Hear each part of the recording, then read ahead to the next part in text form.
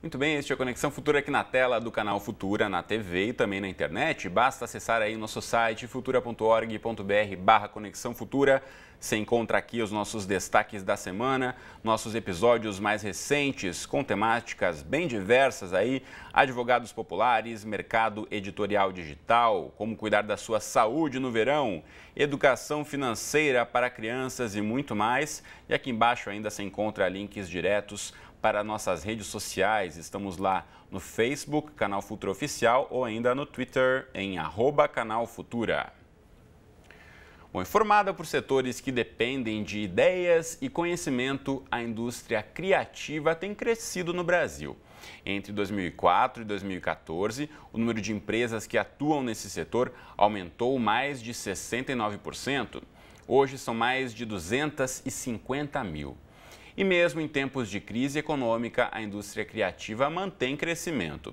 Essas empresas já movimentam mais de 126 bilhões de reais, o que representa cerca de 2,5% de tudo o que é produzido no nosso país. Os dados são do mapeamento da indústria criativa lançado pela Federação das Indústrias do Estado do Rio de Janeiro, a Firjan. Mas afinal, o que é a indústria criativa e como ela tem contribuído aí para o desenvolvimento econômico e para a geração de empregos no Brasil? Para falar com a gente sobre esse assunto, eu recebo aqui no estúdio ao meu lado está o Gabriel Pinto, que é coordenador do programa da Indústria Criativa do Sistema Firjan. Gabriel, bem-vindo à Conexão, tudo bem com você? Tudo bem, Cristiano. Tranquilo? Bom, para a gente começar explicando para quem está em casa, podemos falar em indústria criativa, até causa uma confusão em parte da população que não está inserida nesse meio, né? Acho que toda taxonomia ela tem sua restrição, né? Você classificar quem está dentro ou quem não está dentro é complicado, mas o mais importante, assim, é que a indústria criativa, ela faz parte do coração de uma cadeia produtiva que olha principalmente para o ser humano, utiliza o talento, as ideias para gerar significado, né? Para despertar emoção. E isso, no final das contas, nessa cadeia produtiva, acaba gerando um diferencial competitivo, gerando valor que é muito positivo para a economia. Sem dúvida, e 2,5% do nosso PIB aí sendo movimentado por essa indústria é bastante, mas pode crescer ainda mais, né? Ela vem crescendo muito, não só no Brasil, como no resto do mundo. E é interessante que, por exemplo, no contexto atual de crise, ela vem mostrando resiliência e diferença como foi em 2008 e 2009. Em 2009, na verdade, enquanto todos os outros setores econômicos recuaram, a indústria criativa fez a diferença. Isso por quê? Porque quando você tem que, num contexto de crise, né, inovar é fundamental. Você pode, de uma forma resumida, você pode ir por dois caminhos. Você pode ir pela inovação tecnológica, que está principalmente ligada às máquinas e os equipamentos, só que é um investimento caro, ou a inovação criativa. Numa conjuntura de crise, os recursos estão escassos, os bancos emprestam menos, o dinheiro está mais caro para conseguir no banco, então a inovação criativa se mostra mais relevante. As empresas que estão mais preparadas para fazer inovação criativa, elas se apropriam e conseguem gerar valor, gerar resultado. Deixa eu mostrar para você de casa no site da Firjan, Federação das Indústrias do Estado do Rio, tem um mapeamento bem interessante, se acessa aí em firjan.org.br ou firjan.com.br também você tem acesso.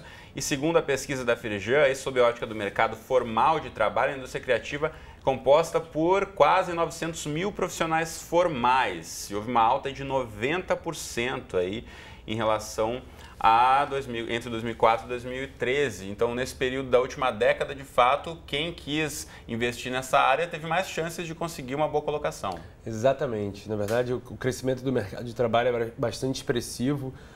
O PIB também cresceu bastante, cresceu mais do que o dobro do crescimento do PIB brasileiro nesse mesmo período. O mercado de trabalho cresceu em diversos setores, mudou de perfil, atividades... A indústria criativa no mercado de trabalho ela tem um valor impressionante, porque além dela utilizar as ideias que são recursos sustentáveis como matéria-prima principal e gerar valor, elas são intensivas em trabalho e demandam uma mão de obra, um profissional mais qualificado. Então, o crescimento da indústria criativa foi muito positivo por espalhar pela economia de uma forma geral uma mão de obra melhor, mais bem remunerada e que vem mostrando aí um trabalho bastante bacana. Agora, importante, né? A gente fala aqui muito com estudantes ou muito com os pais também que estão acompanhando a garotada que está nesse momento de escolher qual profissão seguir. É preciso ter, de fato, um talento que você nasce com ele, ou um curso, uma capacitação, ajuda você muitas vezes a desenvolver uma habilidade. Como é que você avalia e quem é o bom profissional da indústria criativa, Gabriel? Que interessante você fazer essa pergunta, porque geralmente a gente imagina assim que o profissional da indústria criativa tem que nascer com um dom. Esse é um estigma que tem que nascer um Picasso, um mas grande não é verdade, pintor. mas Nem não é verdade. assim, né? Na verdade, o profissional criativo, ele desenvolve os talentos, né? Basicamente, se a gente está falando de paixão, tem que ter paixão e saber os caminhos que escolher. Isso em qualquer profissão, né? Em qualquer profissão. E, sobretudo, na indústria criativa, em que você está falando de paixão. Então, se você não trabalhar apaixonado, isso a gente escuta os casos. A primeira vez que eu fui trabalhar com isso foi numa reunião de carnaval. Eu que vim, né, de um banco de investimento, sentei numa mesa com um monte de gente e para abrir a reunião, alguém começou a chorar. Faz a diferença você ser apaixonado pelo que você faz na indústria criativa, mas também você procurar o curso certo, a formação certa, porque existem aí uma gama de oportunidades na indústria criativa para quem quer seguir um caminho de formação. E a relação do trabalho formal e informal também é um desafio nessa área, né? A gente falou aqui um pouquinho sobre o crescimento do mercado formal, mas tem muito profissional dessa área também que ou acaba se tornando um próprio empreendedor, fazendo a própria empresa, ou trabalhando aí no mercado informal. Tem duas coisas, né? Tem a questão da informalidade, que é grande ainda no mercado, mas também é uma realidade da economia brasileira. Né? Agora, tem uma outra coisa que são os modelos de trabalho. A indústria criativa implantou um modelo colaborativo de trabalho que é bastante relevante e vem carregando. Então, na verdade, tem uma questão que é a informalidade, que são todos os pequenos negócios informais que dão algum resultado, mas que tem uma oportunidade de crescimento, mas também tem principalmente os modelos, as relações de trabalho que são completamente diferentes, por exemplo, no audiovisual, no cinema, que é uma profissão essencialmente criativa. Os profissionais trabalham por projetos, se aglutinam em torno de um projeto e depois se espalham. Agora o design, por exemplo, que está mais introjetado dentro da indústria, dentro dos setores mais clássicos. O design ele já tem um modelo de trabalho que já está mais associado ao mercado de trabalho tradicional que a gente conhece. Então tem duas questões. Tem muito a avançar para melhorar a informalidade, grande parte são os problemas da economia brasileira como um todo que vem colocando nessa conjuntura, mas também tem um foco grande das novas relações de trabalho e novas relações empresariais da indústria criativa que tem um grande valor. Em relação ao potencial para crescimento da indústria criativa no país, como é que você enxerga isso? O potencial é gigante, na verdade, porque se tem uma grande vantagem a gente ter esse ambiente democrático, diverso, um país jovem. Isso cria um ambiente, uma cultura forte, cria um ambiente propício para o crescimento. É claro que tem uma série de coisas que devem ser feitas, isso é o ambiente, né?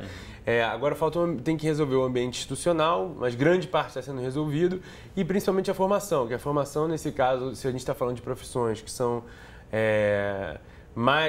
com uma qualificação maior, a formação é chave.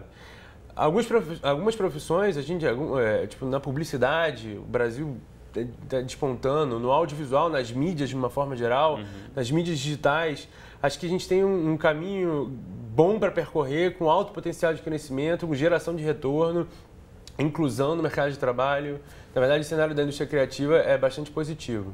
E existem alguns estados no país onde esteja mais desenvolvida a indústria? Região Sudeste, principalmente? Onde mais? É clichê falar que no Rio e São Paulo elas são mais desenvolvidas, porque naturalmente são duas economias mais fortes.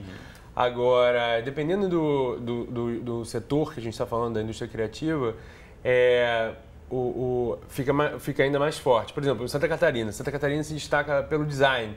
O design que é aplicado na moda, na indústria de mobiliário. Já nos estados do Nordeste, a cultura, que são alguns setores da cultura, é forte. No Ceará também se destaca a indústria, o design aplicado aí à indústria têxtil e confecção.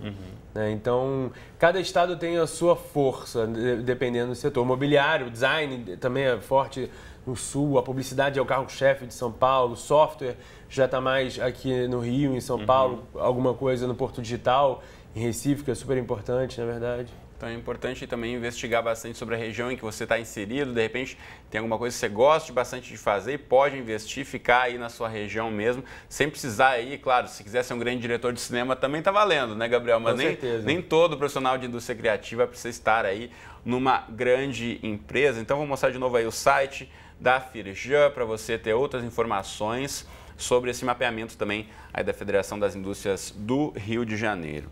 Bom, nosso tempo aqui já encerrou, então, Gabriel, muito obrigado pela presença, é um prazer conversar com você. Valeu.